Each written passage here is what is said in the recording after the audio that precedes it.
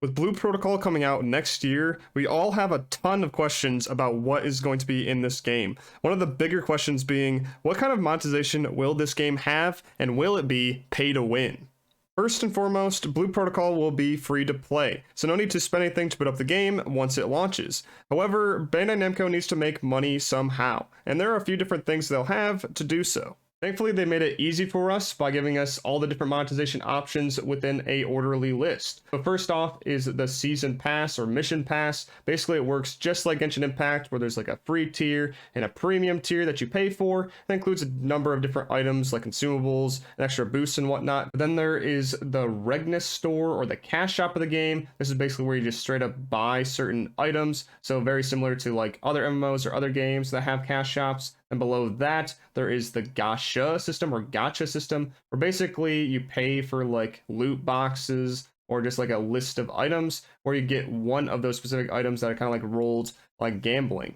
But with this gacha system, it is cosmetic only, so not like getting any gear or anything like that. And then there is the Rose Orb store, which is the premium currency of this game. So that's where you buy that to use on these separate options. They also mentioned that there will be free orbs to get within the game itself, but they didn't show us like how. And then they didn't tell us the price points of these Rose Orbs yet either. But there'll also be a BP point store, which I imagine is Blue Protocol points, somehow getting those to spend on different items. And there's also the Season store, which is connected with the Season Pass through different quests. But now let's actually take a look at the items you can get from these different options.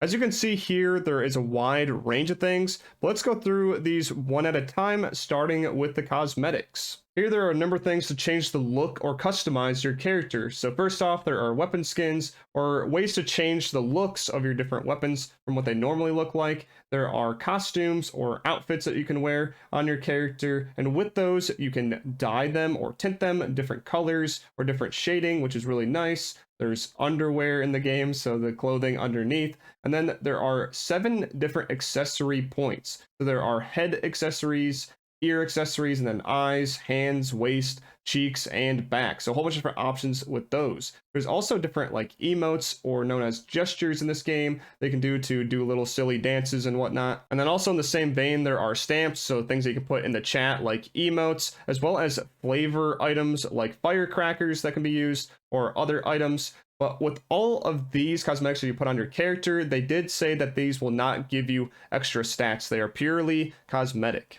There was also the mention of needing beauty shop tickets to be able to customize the character itself, but I don't think that includes these items, and it's just actually for changing the actual body, face, or even gender of your character. But up next, there are mounts in this game, which you can ride to get to locations faster, and you can buy them through these different monetization options. But there will also be one that you can obtain through game progress, so no worry about like missing out there. And with these mounts that you can buy, they aren't any faster than the one that you get through game progress. So they're more like skins than anything else. With all these cosmetics though, there will be free ways to obtain some of these items, such as completing certain missions and quests, or even obtaining a currency called GC from raids, which you can use to spend on these different items. Moving on to the next thing though, once again we have the Season Pass that you can buy. This time let's actually go into the details of what is involved with this. So it'll be 50 to 60 days per season, so you have 50 days to pretty much complete the Season Pass until you get another one to show up,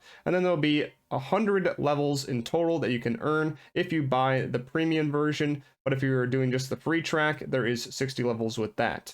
If you do have the premium version, you can also get the rewards in the free section, just like any other mission pass. But for buying the pass itself, there are 2 different versions. There is an advanced pass, which is this red one, and then a royal pass, which is this gold one. The only difference that I saw is that the gold one gives you 25 of these ranks automatically, while the red pass you just start at level 1. For actually leveling this pass though, you can do a few different things. So you can clear raids in the game, complete seasonal quests which are attached to this, or you can just straight up buy the levels with the premium currency red orbs. But there is a kind of benefit to completing the seasonal quests themselves beyond getting levels. That's getting seasonal points, which you can use in a season store. With these season points, you can actually buy cosmetics or gacha tickets. Do keep in mind, however, that with the premium version of this pass, you'll get more season quests to get more season points versus the free version of it. But now let's actually take a look at what's inside of the pass itself. There's quite a few different things here. First off, there's Luno, which is like the gold or main currency of the game. There's a whole bunch of different materials and other currencies, as well as boosters, but also cosmetics that you can get every like 10 tiers or so. Honestly, this is kind of standard in terms of mission passes on what kind of items that you would see, but having that season store on top of it is just a nice added bonus. Back to the other items though, we kind of move into more territory of what it could be perceived as pay to win. First here, we have additional reward plus usages. What Reward Plus is that it's a system where if you use one of up to 10 charges, you'll receive additional rewards for a certain mission. For the example shown, it gives double XP, Luno, and one of each material earnable from that specific mission, but nothing that looked exclusive from the regular rewards. Normally you get 3 free charges a day to use whenever you want, stocking them up to 10, but you can buy these tickets to get more charges. Makes missions more efficient, it seems, so a lot of players would probably go for these tickets. However, the developers did realize how this could impact the game. You can only buy so many of these, with there being an upper limit to the number of purchases. Next though, we have active quest skips. This doesn't let you skip any quests in the game, but they're more for season quests within the season pass itself. So you can skip those if you just like don't feel like doing them, or if they're too hard, to just be able to get around that. So honestly with these though, in my opinion, they're not too crazy as like the reward plus usages, since they just let you skip things and don't give you like additional rewards per se. But next we have the use items or the consumables, like experience boosters, Luno boosters or the money boosters, as well as healing items, etc. So these can be impactful by making things go faster, like leveling, giving you more currency over time, etc. So this is kind of like pay to win-ish, but I don't think it gives you a direct advantage over other people by giving more stats or what have you. For the next thing, however, I think this is pretty strong. So this is strengthening help, which lets you increase the great success when crafting and reusing equipped plugs, etc. So to explain why that's so important, great successes are pretty huge versus a regular success when crafting your weapons. So it can mean the difference of more sockets for your plug-ins, which are enchantments in this game, as well as giving you better effects on the special effects that can occur on your weapons. The special effects are like extra damage against certain enemy types, so like ogre killer, quad arm killer, etc., and they have certain percentages of happening. But if you get a great success, you get better values on these different effects. So 11-13% here versus a 5 to 8% on a regular success.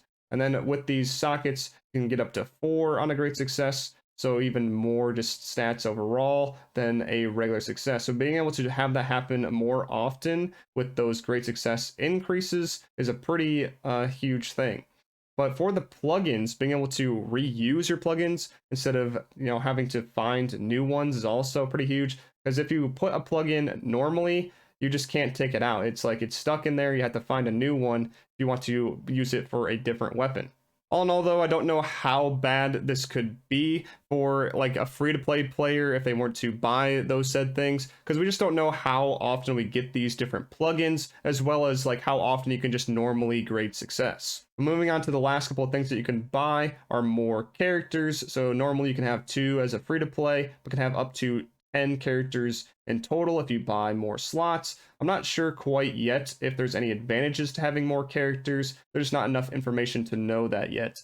But there's also character name changes if for some reason you want to change the name of any of your characters. But there is a limit to that every day, so you don't just spam that for the developers. That is all the information we have right now though. But to answer the initial question on if Blue Protocol is pay to win, I don't think it really is or will be. There seem to be a lot of options for free-to-play players to get their hands on these items, and restrictions in place for others like the Reward Plus tickets, which free-to-play players have access to these charges anyways. My only concern is if the strengthening help items to be able to like reuse the plugins and increase the great success chances turn out to be basically needed in the game or not. Let me know what you guys think. I'll see you in the next one. Peace.